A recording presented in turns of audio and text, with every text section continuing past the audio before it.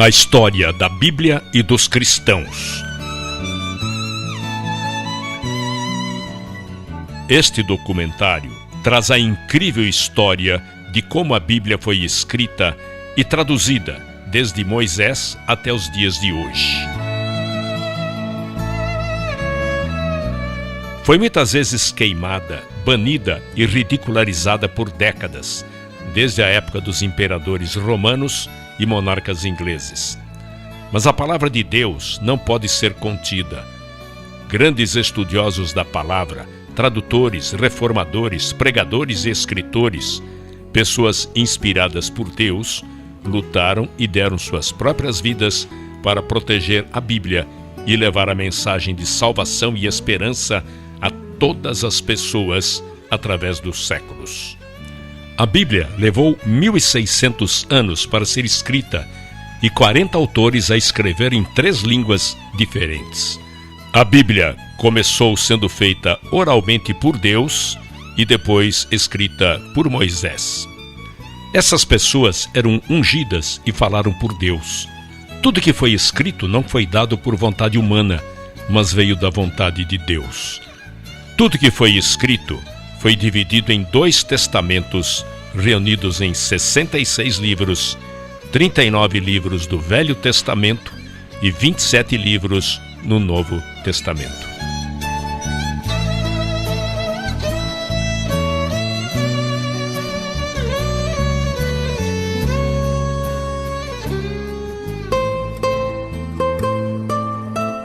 "300 anos antes de Cristo, Cânon, o Velho Testamento. A palavra cânon significa coleção de livros que constituem a Bíblia. A Bíblia antiga no Velho Testamento não difere da que temos hoje. Eles tinham apenas 22 livros na Bíblia, entretanto, eram os mesmos 39 livros que temos hoje no Velho Testamento. Não só os livros de Moisés foram escritos nos anos de 1500 a.C., o livro de Jó foi escrito 400 anos antes disso. Em 586 a.C., quando os babilônios vieram assolar aquela terra, queimaram tudo o que podiam queimar no templo e puseram abaixo todas as rochas que o constituíam. Eles mantiveram os hebreus cativos por 70 anos e quando voltaram do cativeiro, foram espalhados por todo o mundo. Construíram pequenas sinagogas no qual podiam ensinar e dar instruções. Para isto, se fazia necessária uma Bíblia para cada sinagoga, e isto os levou a uma nova constituição, a dos escribas.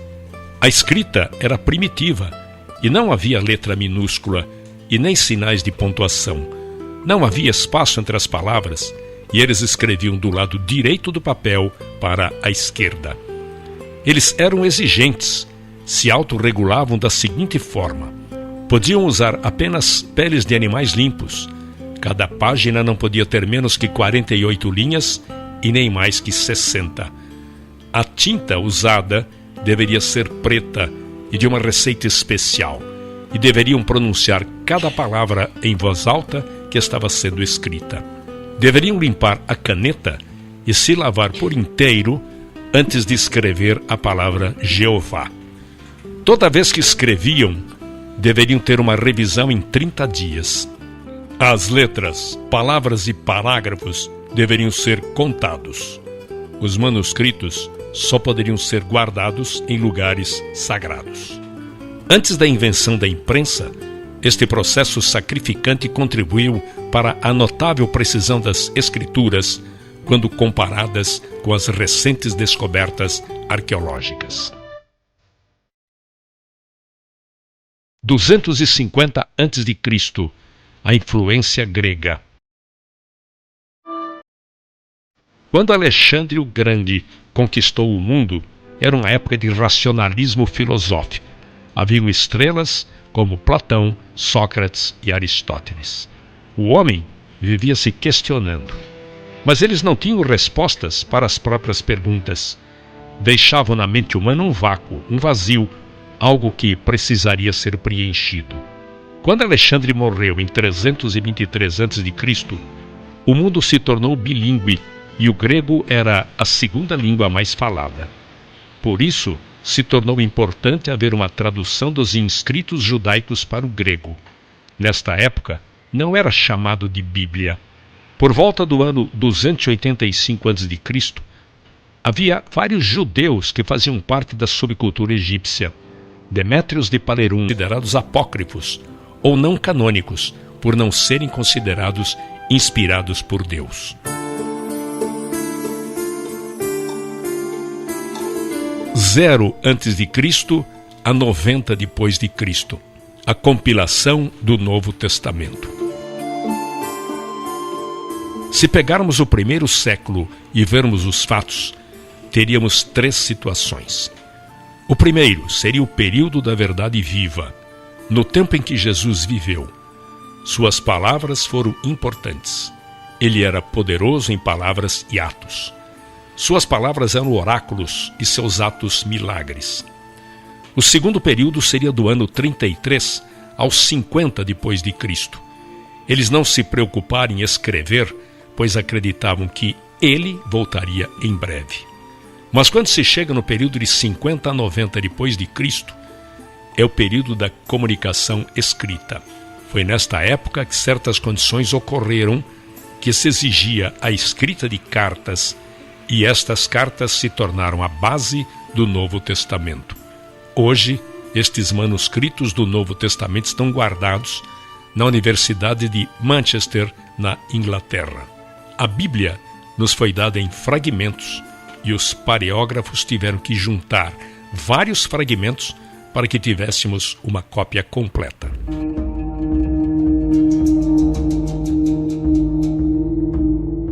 Em 35 depois de Cristo, o primeiro mártir cristão.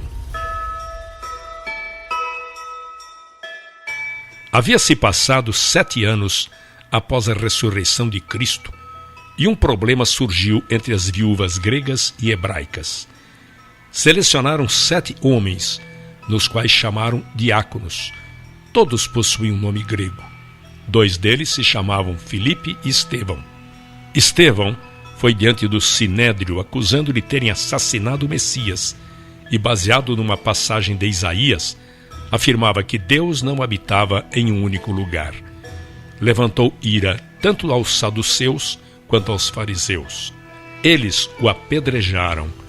Ele foi o primeiro mártir. Desde então, muitos cristãos passaram a ser apedrejados e martirizados. 45 a 68 depois de Cristo, os inscritos de Paulo. Paulo abriu caminho para as igrejas dos gentios. Seu trabalho foi incansável por 30 anos. Escreveu a grande maioria das epístolas do Novo Testamento, muitas delas escritas na prisão. Foi muitas vezes chicoteado e morreu nas mãos do imperador Nero. Pedro foi crucificado, embora não se achasse digno de ser crucificado da mesma maneira que foi Jesus. Tomé morreu queimado na Índia por causa da sua fé. O único apóstolo que escapou do martírio foi João. Todos os outros autores do Novo Testamento ou foram crucificados, mortos pela espada, açoitados, decapitados ou queimados vivos.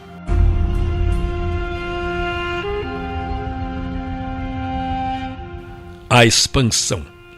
Entre os anos 100 e 450 depois de Cristo, houve uma grande expansão do cristianismo em Roma. Havia em Roma muitas congregações separadas, mais de 40 congregações, encontradas logo após a última perseguição. Nesta época, os cristãos poderiam ser encontrados no Império Romano como na distante Inglaterra. Nesta época, cresciam não só numericamente, mas penetravam verticalmente através de cada segmento social. Nesta época, a igreja primitiva tinha em comum a Bíblia e não sobreviveriam sem ela. De 80 a 303 depois de Cristo, a construção do Coliseu e a perseguição aos cristãos. O Coliseu em Roma começou a ser construído em 72 d.C. pelos Vespasianos e foi concluído pelo seu filho Tito no ano 80 d.C. e era usado principalmente para os sacrifícios dos cristãos. Uma série de 10 perseguições ocorreu contra a igreja. A perseguição romana começou no ano 64 d.C., ocasionada por Nero. Nero colocou fogo em Roma e culpou os cristãos por isso. Nero os queimara à meia-noite para que servissem de tocha para a cidade. Casas eram lotadas de cristãos e em seguida incendiadas. Grupos de 50 eram colocados e amarrados por corda e lançados ao mar. Todas estas ações de Roma eram para acabar com a influência dos cristãos.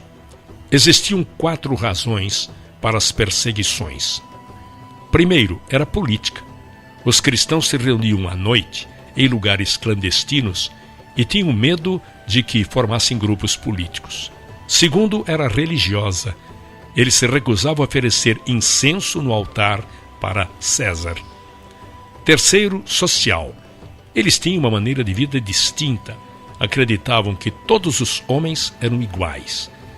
Para os romanos, era Nero numa extremidade e o restante da população na outra extremidade da escala social.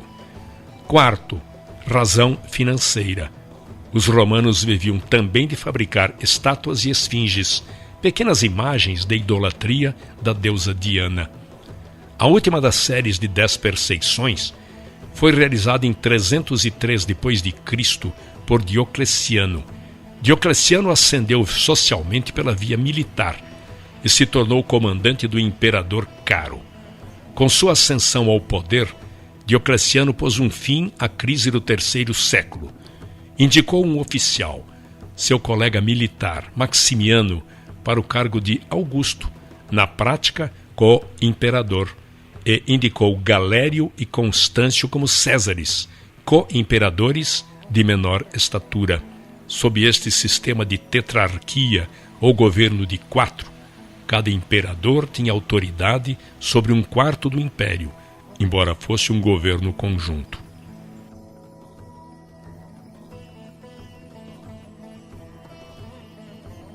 A grande perseguição. A perseguição de Diocleciano foi a última e talvez a mais sangrenta perseguição aos cristãos no Império Romano.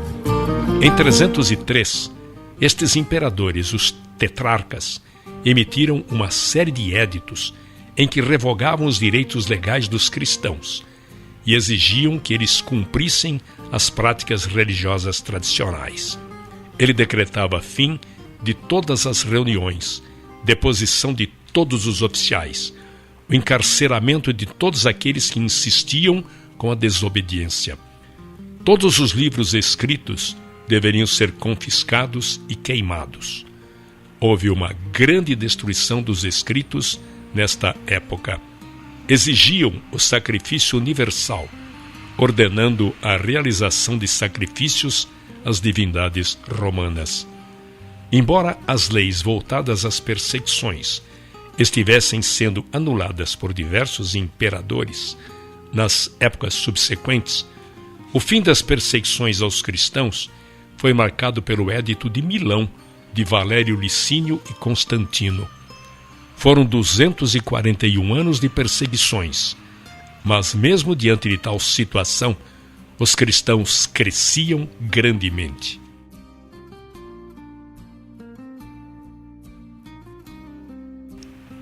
O fim das perseguições.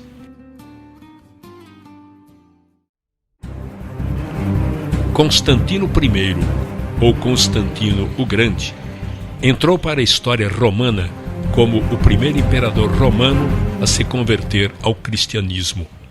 Contudo, fica em aberto a seguinte questão: será que ele teria feito isso por pura devoção ou fora uma jogada política? Constantino, antes de se tornar cristão, era um homem devoto ao culto dos deuses romanos. No ano de 312, na noite anterior a uma batalha, Constantino tivera um sonho no qual aparecia uma cruz e nela estava grafada a seguinte frase: sob este signo vencerás. Com isso, antes da batalha começar, Constantino ordenou que os seus soldados pintassem o tal símbolo cristão em seus escudos, e de certa forma isso acabou lhes trazendo sorte, e eles venceram a batalha. Outras versões dizem que não fora um sonho, mas uma visão. Constantino, andando pelo acampamento, teria visto uma cruz no céu. Depois desta vitória, Constantino mostrou interesse em se converter ao cristianismo. Em 313, Constantino, juntamente com o novo imperador do Oriente, assinaram o Édito de Milão, no qual proibia a perseguição aos cristãos e legaliza o culto dos cristãos. A fundação de Constantinopla e união da Igreja e governo. Em 330, ele fundou a cidade de Constantinopla como sua nova capital para o Império, e ela se tornaria no futuro o principal centro intelectual e cultural do mundo cristão. Assim, Constantino decretou a construção de uma nova capital, nas margens do Bósforo, onde havia a antiga fortaleza grega de Bizâncio, num ponto de grande importância estratégica. A nova cidade, que recebeu o nome de Constantinopla, isto é, Cidade de Constantino, foi concebida como uma nova Roma e rapidamente se tornou o centro político e econômico do Império. Sua criação teve repercussões também no plano eclesiástico. Enquanto em Roma a Igreja Católica adquiriu mais autoridade, em Constantinopla o poder civil controlou a Igreja. A mudança da capital imperial enfraqueceu a influência do Papado de Roma e fortaleceu a influência do Bispo de Constantinopla sobre o Oriente, um dos eventos notáveis que provocariam futuramente o grande cisma do Oriente. Constantinopla é o antigo nome da cidade de Istambul, na atual Turquia. –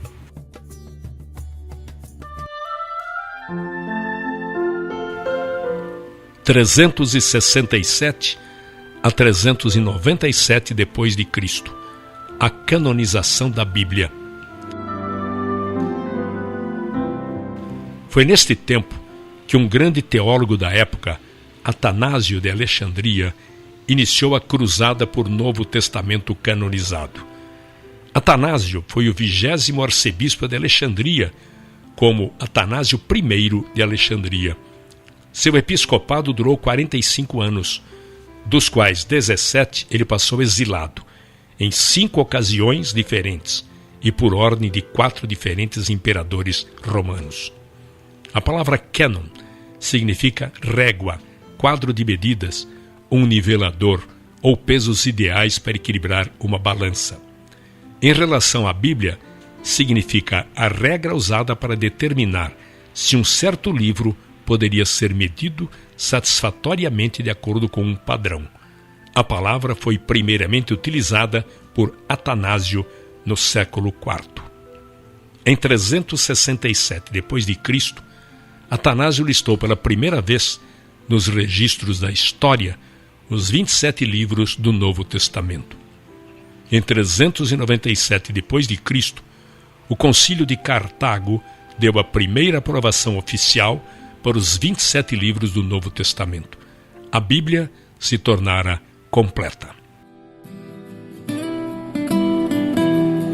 405 depois de Cristo, a Bíblia Vulgata.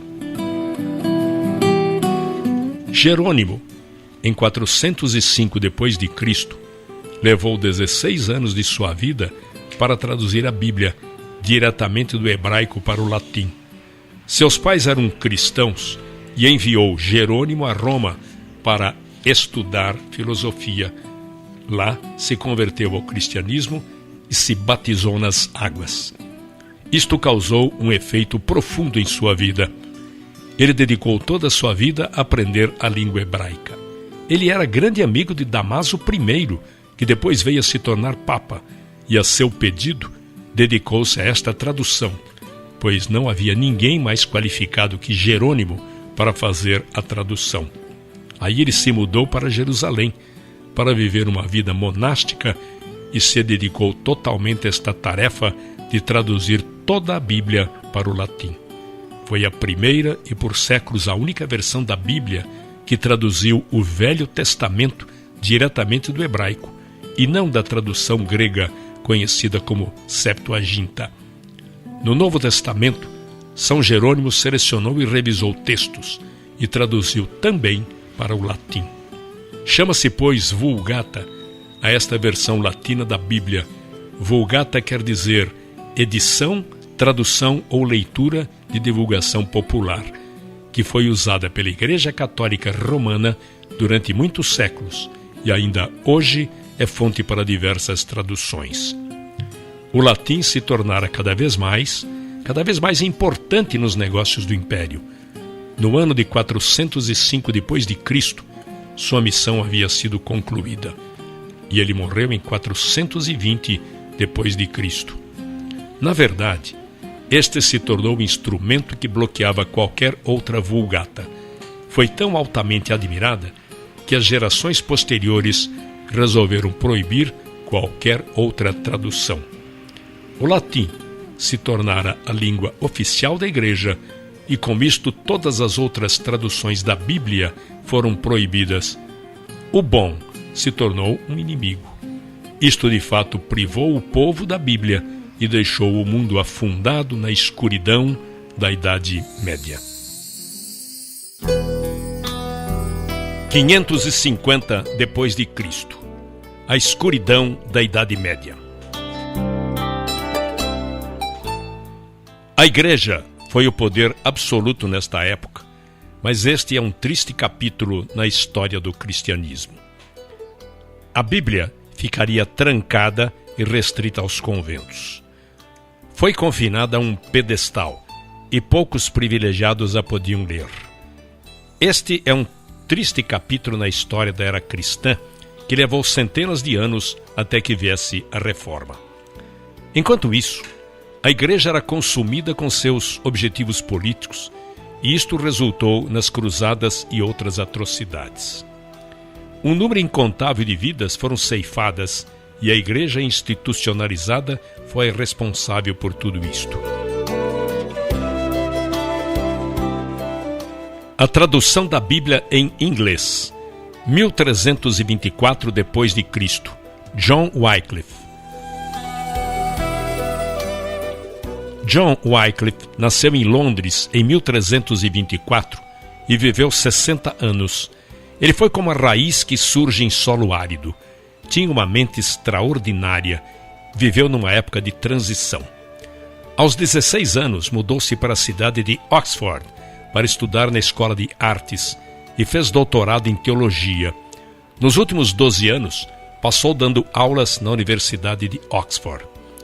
Voltando um pouco atrás, no ano de 1167, os franceses expulsaram os estudantes ingleses da Universidade de Paris. Então eles vieram para Oxford, com o intuito de construir uma universidade. Mas o povo da cidade não gostou da ideia. A não aceitação era tão grande que um grupo de universitários resolveu não ficar lá e foram para Cambridge e construíram aí outra universidade. E por 600 anos existiram apenas duas universidades na Inglaterra, uma em Oxford e outra em Cambridge. Quando Wycliffe tinha 24 anos, uma terrível peste negra assolou a Europa e por fim chegou à Inglaterra. Não havia cura. A peste atingia ricos e pobres, jovens e velhos, e isto causou grande temor no coração de Wycliffe. Mais de 200 vítimas diariamente eram colocadas em campos abertos para o enterro. Aquele luto diário continuou até que a praga tivesse dizimado centenas e milhares de vidas. Não há dúvida de que esta praga causou um grande efeito na vida de Wycliffe. Ele trouxe um incrível efeito espiritual. A convivência com a morte causou nele um grande temor de Deus. Ele passou a rever suas prioridades e perdeu todo o medo do homem. A verdade era a máxima prioridade. Ele foi transformado e passou a ter outro relacionamento com Deus. Nesta época em que ele vivia, a igreja e o Estado eram um só. Com isso, todos os dízimos que eram entregues à igreja iam para o Estado, e o Estado fazia as indicações de quais ministros iriam para as várias paróquias. Ele se tornou um reformador.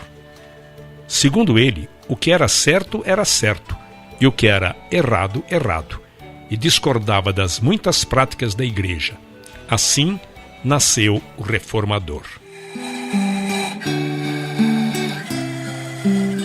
1351 a 1372 depois de Cristo, a Guerra Fria. Nesta época, havia uma guerra fria entre a cidade de Roma e a cidade de Oxford. Existiam duas frentes de batalhas. A primeira era no campo da política. Todos os cargos políticos importantes eram ocupados pelos membros do clero, e muitos eram estrangeiros, na maioria vindos de Roma. Recebiam altos salários que levavam embora para Roma. Muitos nem tinham pisado em solo inglês e recebiam altos salários que eram levados até eles. A situação se tornou muito mais ofensiva e se complicou ainda mais quando os franceses passaram a ser selecionados para estes cargos na Inglaterra. Não podemos esquecer que, historicamente, neste período, a Inglaterra estava envolvida numa guerra de 100 anos com a França. Por esta razão, o parlamento inglês aprovou 2 estatutos importantes. Primeiro, defendia que qualquer compromisso da igreja estrangeira dentro do reino inglês teria que obter a aprovação do rei. A segunda lei impedia que qualquer tribunal estrangeiro pudesse proferir penalidades ou juízo para qualquer inglês. Também invalidava qualquer mandado judicial a um cidadão para comparecer em tribunal estrangeiro, exceto se tivesse permissão do parlamento inglês. Contudo, 12 anos mais tarde, em 1365, o Papa exigiu que a coroa britânica pagasse impostos à igreja. 6 anos depois, Roma mandou um agente do parlamento para receber os impostos do Papa na Inglaterra. Com estes acontecimentos, o apoio à posição oposta de Wycliffe se fortalecia e foi indicado a capelão do rei da Inglaterra. Outra batalha que ocorreu nesta Guerra Fria com Roma foi no campo da teologia. Wycliffe censurou a doutrina da transubstanciação. A igreja alegava que os elementos da comunhão eram transubstanciados no real corpo e sangue de Cristo. A investigação neste assunto levou à morte muitos homens nobres, que foram queimados até 125 anos depois, por causa da oposição a esta doutrina. Um sentimento de desesperança religiosa entristecia seu espírito. Então, John Wycliffe admoestava seus alunos e passou a escrever a grande imoralidade daquela época. Não deveremos nos esquecer de que naquela época não havia máquinas impressoras. Todo documento teria que ser escrito a próprio punho e esmeradamente copiado com o objetivo de circular entre o público. Na época, alguns de seus dizeres ficaram conhecidos como: a Inglaterra não pertence a ninguém. O Papa é apenas um homem sujeito ao pecado, mas Cristo é o Senhor dos senhores, e este reino é sustentado diretamente e unicamente por Cristo. O maior feito de Wycliffe ainda estaria por vir. Traduziria a Bíblia para o inglês, numa linguagem do homem comum, mas precisaria passar pela fúria de uma igreja ofendida. 1382 depois de Cristo, a primeira Bíblia em inglês. Em 1378, Wycliffe e alguns de seus discípulos começaram a traduzir a Bíblia para o inglês. É impossível estimar o valor desta obra notável. Eles defendiam que a Bíblia tinha toda a revelação de Deus e que era desnecessário qualquer ensinamento além, pela tradição da Igreja, Papa ou qualquer outra fonte. Além disso, qualquer outra autoridade, tradição ou papas deveriam ser analisados através das Escrituras, que tivessem livre acesso à Bíblia para todos os cristãos até aos plebeus, e por fim que a Bíblia fosse traduzida para a linguagem comum do povo. Wycliffe era bom em latim clássico e utilizou a Vulgata Latina de Jerônimo, do ano 405, como base para esta tradução do latim para o inglês. Não sabemos quanto tempo durou esta tradução.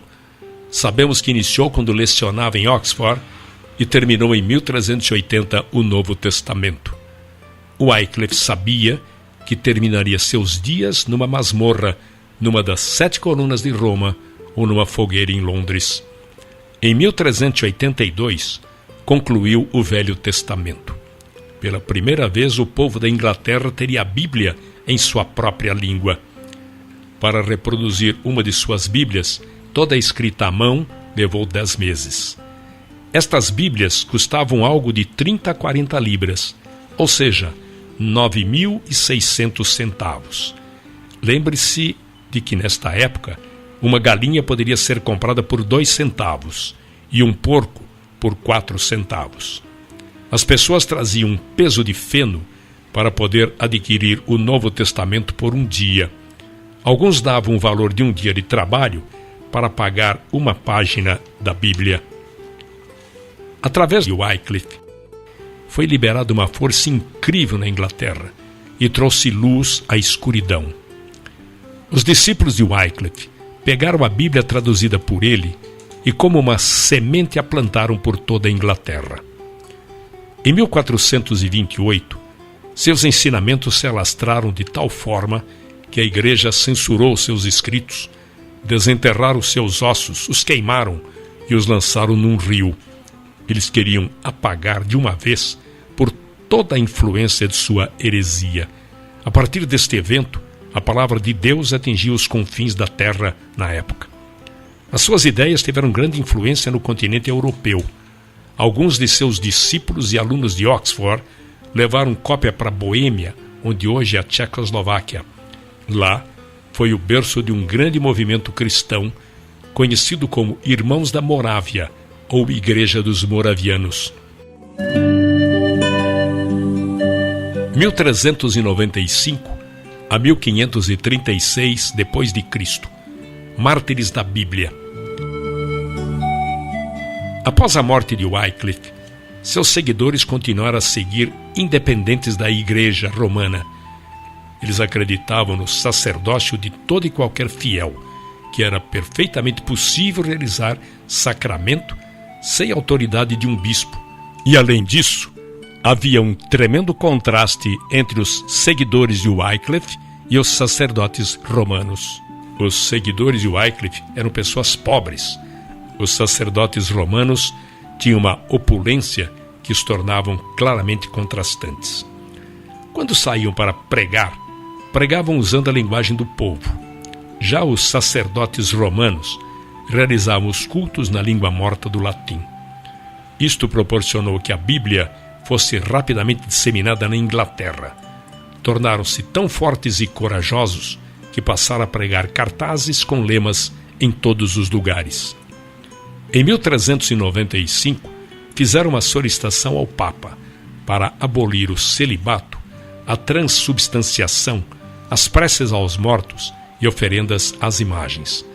Na verdade, eles pegaram um folheto escrito por Wycliffe sobre as 12 conclusões e os pregaram em todos os locais públicos, incluindo a Catedral de São Paulo e a Abadia de Westminster. Isso causou um alvoroço entre os bispos e o clero e significava uma blasfêmia contra a Igreja. Em 1399, o bispo de York associou-se ao rei Henrique VI. Foi ele quem indicou e colocou a coroa neste novo rei. E disse para ele que, para consolidar o trono, teria que conciliar o clero e sacrificar os lollardos.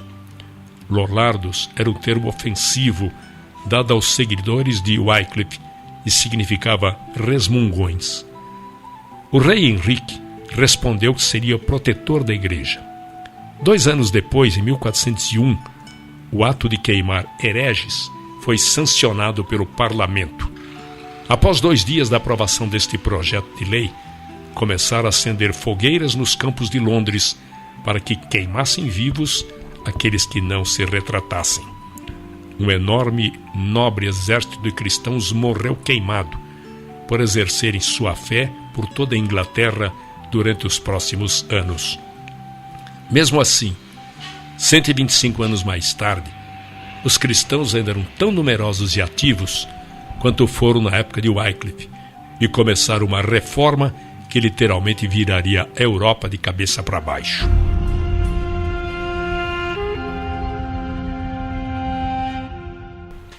Em 1456 depois de Cristo, fim da Idade Média. O fim da Idade Média e o início do Renascimento são os marcos desse período. Politicamente, houve a queda de Roma e Constantinopla, a descoberta da América em 1492. Religiosamente, um marco foi a conversão de Constantino e a publicação de um Novo Testamento em grego. A queda de Constantinopla foi um evento histórico que, segundo alguns historiadores, marcou o fim da Idade Média na Europa e também decretou o fim dos últimos vestígios do poderoso Império Romano, agora dividido e chamado de Império Bizantino. A conquista da capital Constantinopla pelo Império Otomano, sob o comando do sultão Maomé II, ocorreu em 29 de maio de 1453. A cidade de Constantinopla foi renomeada oficialmente para Istambul pela República da Turquia em 1930. Apenas 3 anos após a queda de Constantinopla, a primeira Bíblia foi impressa em Mayence, na Alemanha, em 15 de agosto de 1456. E o responsável por isso foi um homem chamado Johannes Gutenberg. Este foi um grande marco na história da humanidade, pois durante milênios a escrita restringia-se a modos de réplicas muito limitadas, como os papiros egípcios, os ideogramas chineses, cujo acesso era restrito a pequenos grupos de pessoas, geralmente escribas. O primeiro livro publicado por Gutenberg foi a Bíblia. Já não era necessário copiar à mão, palavra por palavra, como se fazia até então. Fazia-se um molde com os caracteres móveis, e a partir dele imprimiam-se quantas cópias quisessem. 30 anos após a morte de Gutenberg, suas máquinas já estavam espalhadas por toda a Europa, nas grandes cidades. Havia um homem em Wittenberg que chegou a imprimir 100.000 Bíblias. Um dos maiores humanistas desta época do Renascimento nasceu em 1467, de nome Erasmo. Seu pai era um padre. Quando ele tinha 11 anos, seus pais morreram na peste negra e ele se tornou interno num convento agostiniano, quando em 1492 se tornou um monge. Ele tinha o dom de escrever poemas, mas para aumentar sua renda começou a aprender e a ensinar grego. O grego havia se tornado uma importante língua entre os humanistas daquela época. Ele estudou grego em Oxford, onde conheceu Thomas More, futuro chanceler da Inglaterra. Erasmo se tornou muito popular devido à sua literatura. Foi, num sentido, o centro do movimento literário do seu tempo. Ele se correspondeu com mais de 500 homens de grande importância no mundo político e do pensamento. Escreveu o Manual do Cristão Militante, obra mundialmente conhecida e que serviu de incentivo e apoio para os reformistas da época. Outra obra conhecida foi o Elogio da Loucura. Eram obras que expressavam uma análise da igreja no seu tempo. Os seus escritos alimentavam o que posteriormente dividiria a igreja. A mais importante obra que escreveu em toda a sua vida foi a tradução da Bíblia do latim para o grego. Foi no ano de 1516. Ele terminou o Novo Testamento em grego, quando lecionava no Queen's College em Cambridge. Depois, agrupou em uma página dividida em 2. Em uma metade, ele colocou o texto em latim, e na outra metade, suas traduções em grego. Erasmo dedicou esta obra ao Papa Leão X.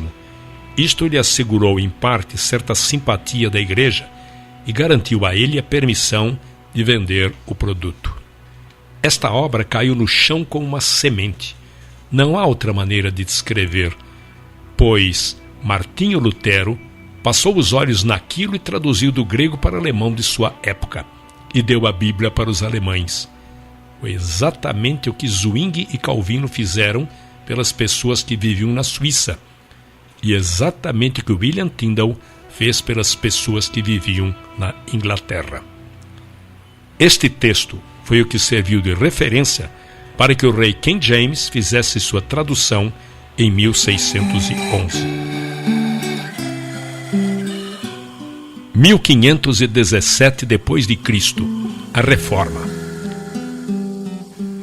Um homem está acima de todos os outros quando se fala de reforma protestante: Martinho Lutero. Lutero foi o epicentro da ruptura com a Igreja Católica, mas exerceu também um papel vital na história da Bíblia. Martinho Lutero nasceu em 10 de novembro de 1483. Entrou para o monastério agostiniano, onde obteve o grau de bacharel em artes. Um ano depois, fez seus votos para se tornar professor de literatura bíblica. Lutero se indignou com muitas práticas exercidas pela Igreja Católica. Por exemplo, uma delas era a venda de indulgências. As indulgências eram uma forma de penitência paga. As pessoas compravam um pedaço de papel que lhes permitia o direito de cometer pecados. O grau de cada um era determinado pelo preço que pagavam. Foi a combinação desta e de muitas outras coisas que resultaram nas 95 teses afixadas na porta da igreja de Wittenberg em 1517.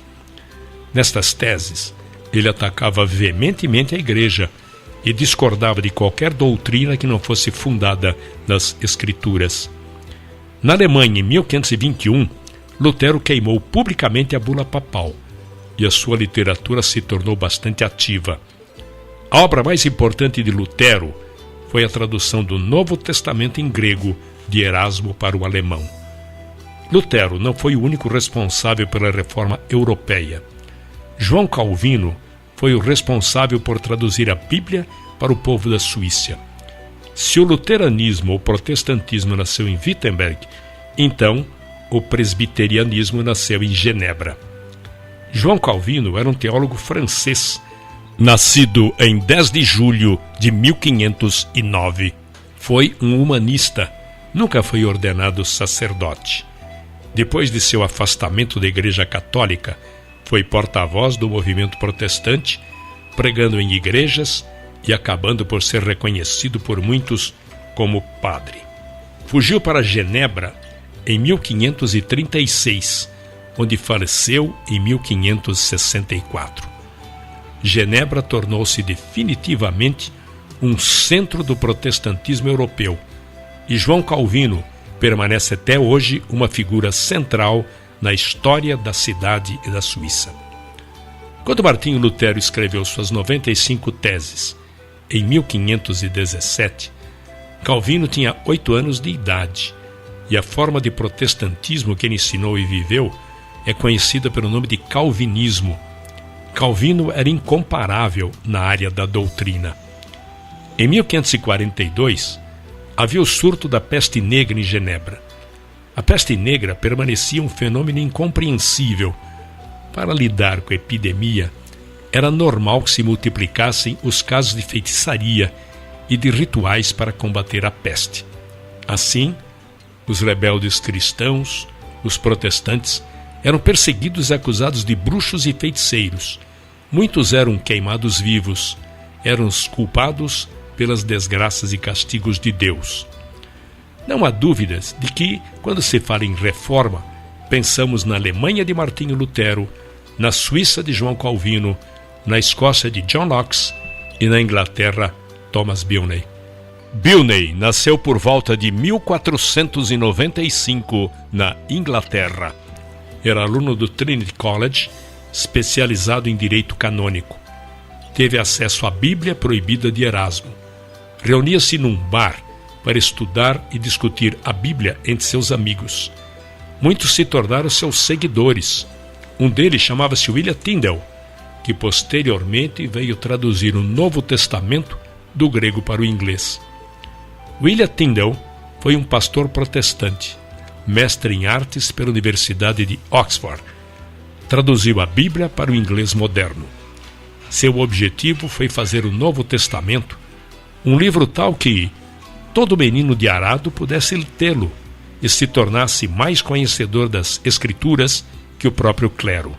Esta é uma frase de Tyndale que ficou muito conhecida. Apesar de numerosas traduções para o inglês, parciais ou completas terem sido feitas a partir do século VII, a Bíblia de Tyndale foi a primeira a se beneficiar da imprensa, o que permitiu uma ampla distribuição.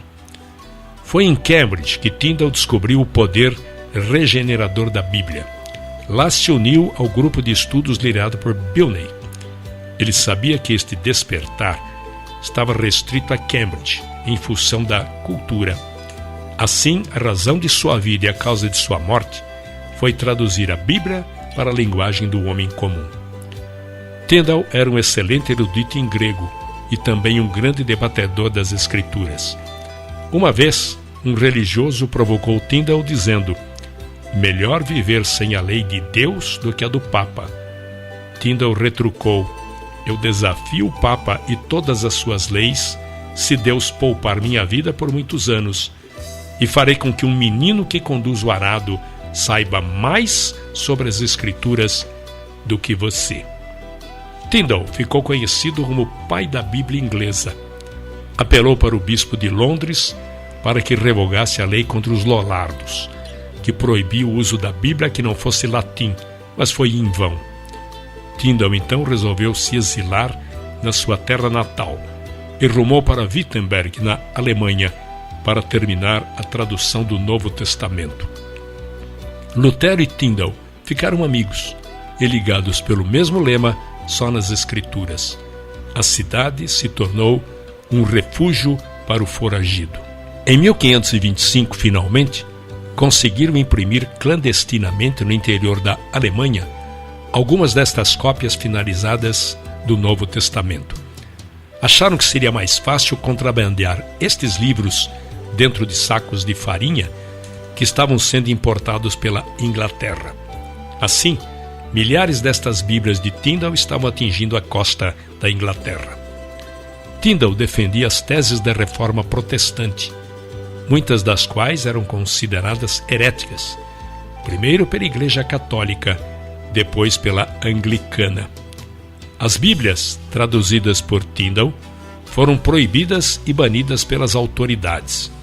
E o próprio Tyndale foi queimado na fogueira no ano de 1536 em Bruxelas, atual Bélgica, sob a instigação do rei Henrique VIII.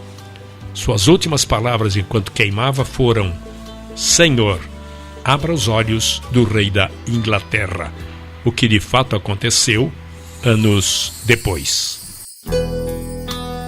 1526 depois de Cristo.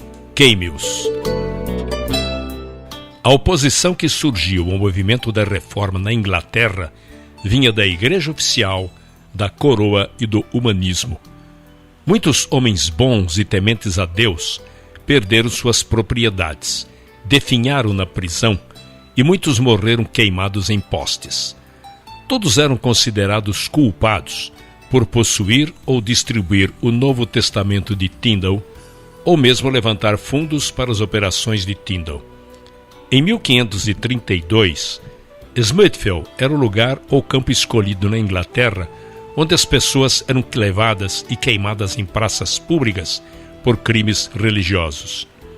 Multidões de pessoas foram sacrificadas, submetidas à dor.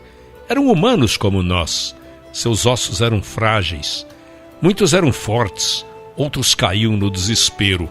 Alguns deles não eram levados contra a vontade. Eles se conformavam com esta provação e faziam porque tinham convicções fincadas como lança de aço em suas almas, que não permitiam que se curvassem as pressões. Alguns eram homens fortes, robustos e valentes.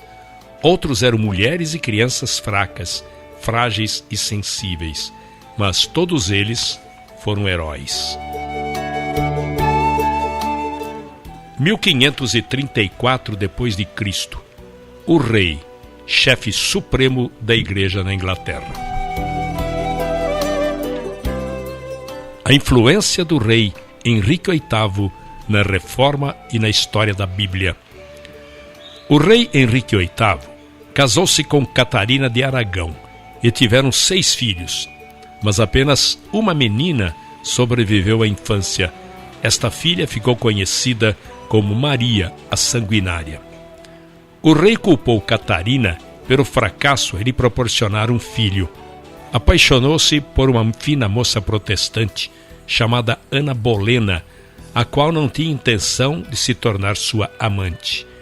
Devido à sua firmeza moral, o rei lhe propôs casamento, mas o divórcio dele não havia se concretizado. O Papa, por várias razões políticas, não lhe concedeu o divórcio. Então, o rei, aborrecido por não obter o divórcio, substituiu o arcebispo por Sir Thomas More.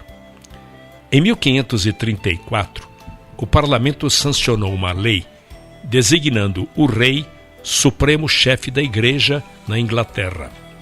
O arcebispo Thomas More, não concordando com isto, foi preso e posteriormente executado. Um homem chamado Thomas Cranmer foi consagrado arcebispo de Canterbury. Foi ele quem decretou nulo o casamento com Catarina de Aragão e em 1535 coroou Ana Bolena como rainha e se tornou padrinho de sua filha, a futura rainha Elizabeth. 1536 d.C. Senhor, abra os olhos do rei da Inglaterra. Quando o Novo Testamento de Tyndale atingiu a Inglaterra, caçadores de recompensa viajavam por toda a Inglaterra procurando as cópias de Tyndale para queimá-las, mas sem sucesso. Tyndale começou a tradução do Velho Testamento, mais tarde mudou-se para Antuérpia, na Bélgica. Aprendeu a viver como fugitivo e a vagar feito um errante de cidade em cidade. Usou vários disfarces, mas o que o ajudou muito foi o fato de falar 7 línguas com tamanha fluência que era impossível determinar qual sua língua nativa. Quando vivia na Antuérpia, Henry Philip, tornando-se seu amigo, delatou a sua identidade. Ele foi capturado e preso num castelo na Bélgica. Foi culpado de sacrilégio e em 6 de outubro de 1536 foi levado para ser executado. Quando o levaram para o poste em que seria queimado vivo, havia 2 buracos no poste, por onde um pedaço de arame seria passado. Envolveria seu pescoço, porque, de acordo com a corte, ele deveria ser estrangulado ao mesmo tempo que fosse queimado. E quando o executor passava o arame em volta de sua garganta, ele fez esta última declaração pública registrada, e foi em forma de prece: Senhor, abra os olhos do rei da Inglaterra. A sua voz foi sufocada, queimaram seu corpo e destruíram sua propriedade, queimando cada Bíblia que era encontrada. Embora apenas um exemplar da sua primeira edição do Novo Testamento tenha sobrevivido ao Holocausto Bíblico, seu empenho inspirou milhares. Suas prioridades deram orientação ao movimento da Reforma, e sua tradução influenciou cada nova edição, até que sua obra, 90% inalterada, se tornou o livro mais vendido de todos os tempos, a versão King James de 1611. Após a morte de Tyndale, a Bíblia inglesa foi considerada um livro proibido. A rainha Ana Bolena acreditava piamente no movimento da Reforma. Ela se esforçou para influenciar os comandantes a perdoar os crimes daqueles que eram pegos contrabandeando o Novo Testamento na Inglaterra. Ela recebeu um exemplar da Bíblia de Tyndale, que está até o dia de hoje no Museu Britânico. Entretanto, o rei Henrique VIII se apaixonou novamente por uma moça chamada Joanna Seymour. O rei aproveitou uma oportunidade para acusar Ana de adultério e mandou prender Ana numa masmorra. Foi condenada à morte e executada, decapitando sua cabeça com um golpe de machado.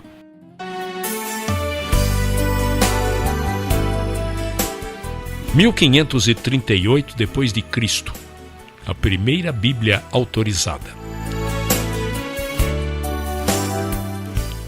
Embora Tyndale não tenha concluído a tradução do Velho Testamento, John Roger, com a alcunha de Thomas Matthews, concluiu o trabalho. Depois enviou os manuscritos para um editor inglês. O editor ficou tão impressionado com a obra que a enviou para o arcebispo da Inglaterra a fim de ter aprovação oficial. O arcebispo exibiu o manuscrito para o rei Henrique VIII e ele miraculosamente deu a aprovação oficial para a edição de uma Bíblia inglesa na Inglaterra pela primeira vez. A Bíblia de Matthews nada mais é do que a Bíblia de Tyndale. Isto ocorreu apenas 3 anos após a oração de Tyndale: Senhor, abra os olhos do rei da Inglaterra. Só que as notas de rodapé desta Bíblia de Matthews eram anticatólicas, o que não ajudava nas relações exteriores. Cromwell, secretário de Estado, resolveu que outra Bíblia deveria ser impressa. Miles Coverdale, um revisor da Antuérpia, suavizou as notas de rodapé da Bíblia anterior e, em 1539, publicou a Bíblia Grande. A Bíblia Grande não passou de uma edição da tradução verberada de Tyndale. Aqui, ela estava no mercado com inteira liberdade, mas com nova roupagem. Uma proclamação real foi feita. As Bíblias deveriam ser compradas por todas as paróquias da Inglaterra. O povo deveria ter livre acesso a elas e poderia lê-las a hora que desejasse. A Bíblia não foi um presente da igreja, mas do rei. As Bíblias deveriam ser distribuídas pelos sacerdotes ao povo. Esta foi a Bíblia que durou nos 20 anos subsequentes. Embora as cinzas de Tyndale estejam em terras estrangeiras e sem sepultamento, pelo menos esta Bíblia Grande foi como lápide. A Bíblia Grande foi em todos os aspectos fruto do seu trabalho e memorial de sua vida.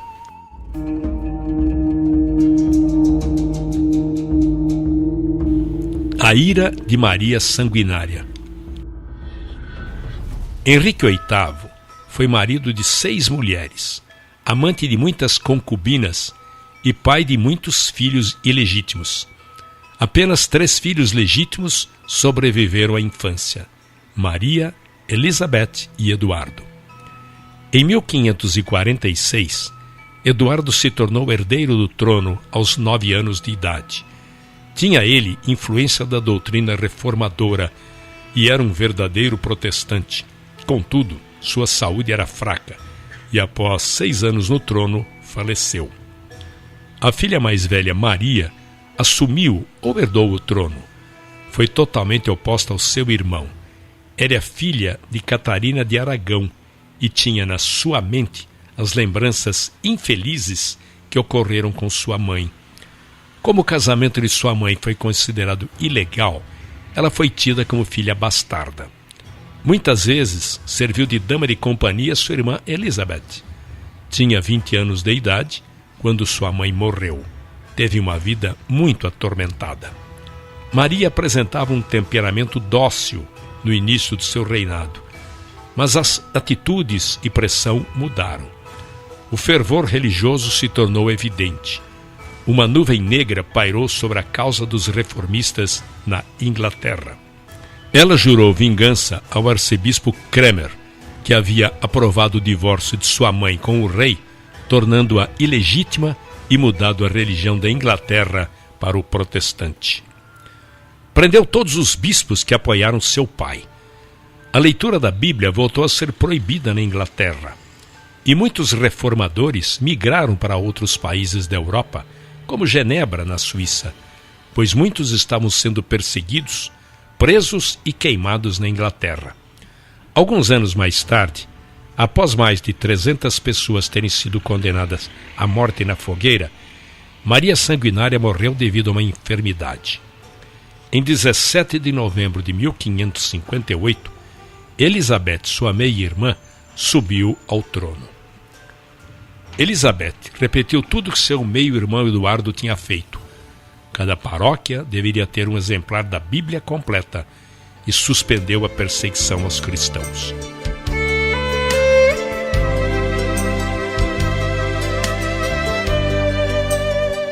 Em 1557 a 1586 depois de Cristo, a tradução pelo Comitê. Na época do reinado de Maria Sanguinária, os reformadores de Genebra se dedicaram a realizar outra tradução da Bíblia para o inglês. Ela foi concluída em 1560 e chamada de a Bíblia de Genebra. Foi uma Bíblia singular, a primeira elaborada por um grupo ou comitê, ao invés de um só indivíduo. O grupo incluía John Knox, Miles Coverdale, William Hitzer, entre outros menos conhecidos. Estes homens tiveram acesso a João Calvino quando precisavam de colaborações importantes. Dispunham de uma fonte de consulta maior que a disponibilizada a qualquer outro tradutor. Trabalharam meticulosamente cada detalhe. Seus métodos de tradução foram adotados posteriormente pelos eruditos que trabalharam na versão do Rei James. Embora nunca tenha sido sancionada para uso público na Inglaterra, tornou-se rapidamente uma Bíblia popular devido ao tamanho pequeno. Tornou-se a Bíblia dos Puritanos e foi adotada pelo exército de Cromwell. Em 1559, Elizabeth, agora rainha, nomeou Matthew Park como arcebispo de Canterbury. Ele era professor da Faculdade de Corpus Christi em Cambridge e, graças à sua insistência, surgiria uma nova Bíblia inglesa. Ela foi chamada de a quarta revisão da Bíblia de Tyndale. Também foi fruto de um comitê de 8 a 9 bispos e se tornou conhecida como a Bíblia dos Bispos. Achava-se que ela seria necessária devido à crescente busca pela Bíblia de Genebra. Na verdade, a Bíblia de Genebra estava tomando lugar na versão autorizada, que era a Bíblia Grande, e em segundo lugar, diminuía a autoridade dos bispos. Quando a rainha Elizabeth assumiu o trono e os reformadores voltaram a viver na Inglaterra, um movimento chamado Puritanismo teve início, resultado da influência de Calvino. O resultado foi a busca de uma nova maneira de administrar a igreja, pois estavam derrubando o respeito que as pessoas deviam ao clero. Então, o arcebispo Matthew Park achava que esta nova tradução poderia restaurar o seu prestígio. Esta tradução seguiu a Bíblia Grande nas partes históricas, e os livros proféticos carregavam a nítida influência da Bíblia de Genebra. Era onerosa e pesada. Seus termos eclesiásticos não eram apropriados ao homem comum. A Bíblia dos Bispos durou 40 anos, teve 20 edições e foi considerada a mais fraca de todas as Bíblias.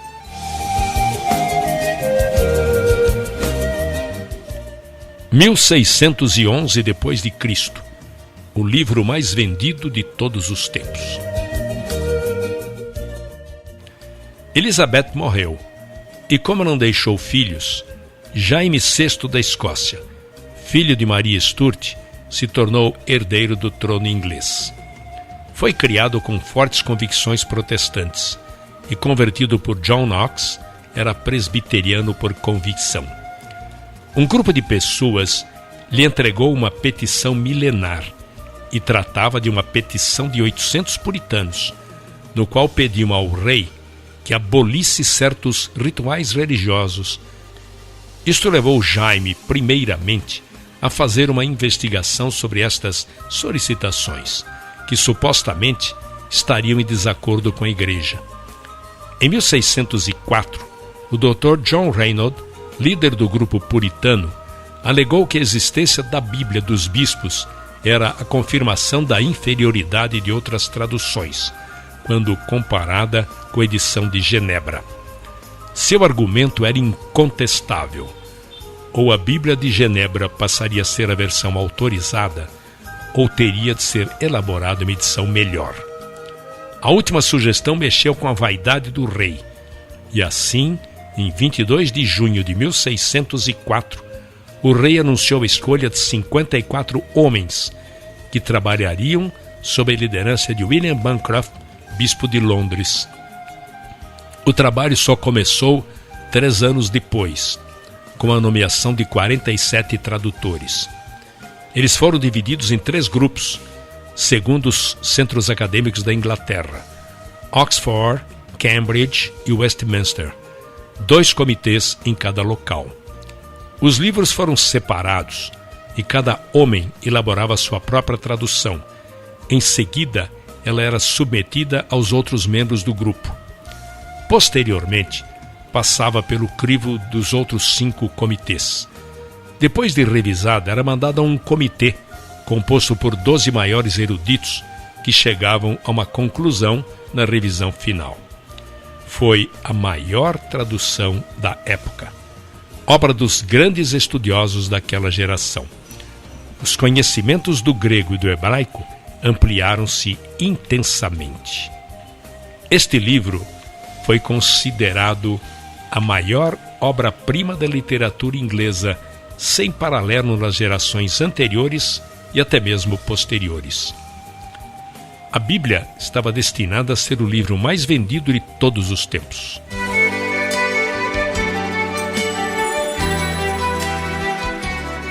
Em 1580 a 1620 depois de Cristo, os peregrinos.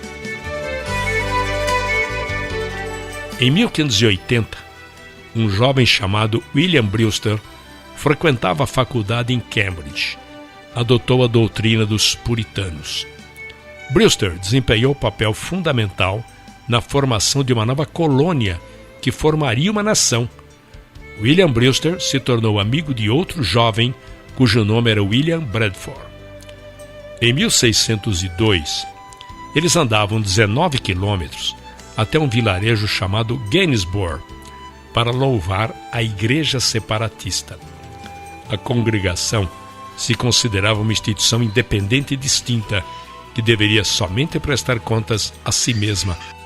Esta posição lhes custou a perseguição do Estado. Brewster, entre muitos congregados, seguiu para Amsterdã como exilado. Lá, Brewster se tornou médico. Nesta época, a Holanda era famosa pela tolerância religiosa e atraiu muitos grupos religiosos perseguidos. Lá se tornaram pessoas honestas, trabalhadoras e escrupulosas. Chegaram ao número de 100 pessoas. Como eram pessoas simples, solicitaram permissão para morar a 56 quilômetros da cidade de Leiden e fazer uma colônia entre eles. A permissão foi dada e permaneceram neste vilarejo próximo a Leiden pelos 11 anos seguintes. Foram modelo de caráter, chegaram ao número de 300.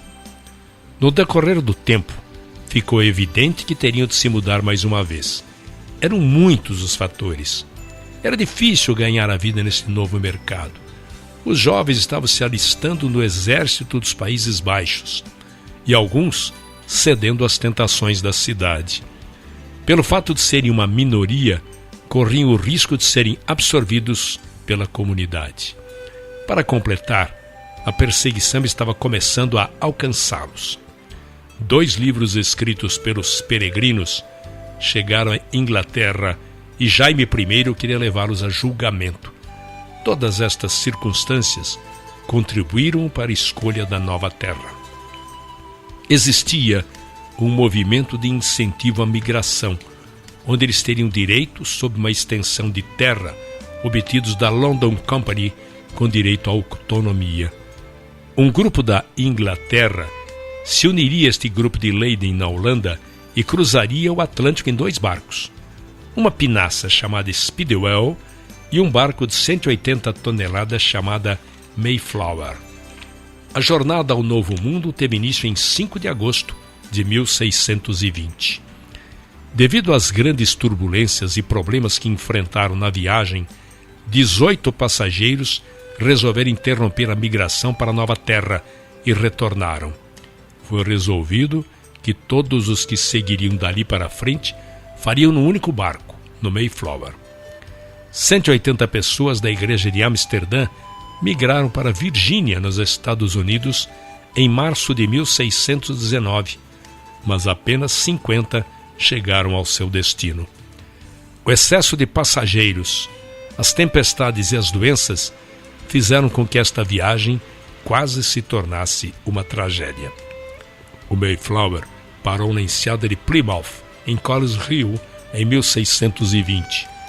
É interessante notar que a Bíblia que os peregrinos trouxeram para a Nova Terra não foi a versão Rei James, mas preferiram a Bíblia de Genebra. Foi das palavras desta Bíblia que tiraram determinação e força. A Bíblia foi o sustentáculo nos momentos de grandes dificuldades, e muitas dificuldades ainda estariam por vir. Devido ao rigor do inverno, os atrasos da viagem e as fúrias das tempestades que enfrentaram para atravessar o Oceano Atlântico enfraqueceram-nos de tal maneira que chegaram totalmente despreparados para o que os aguardavam. Os meses de janeiro e fevereiro foram especialmente difíceis. Conta-se que no fim de fevereiro, 31 pessoas haviam morrido, na maioria mulheres. A doença se abateu de tal forma sobre eles que a primeira casa que construíram foi transformada num hospital. Mesmo assim, tiveram problemas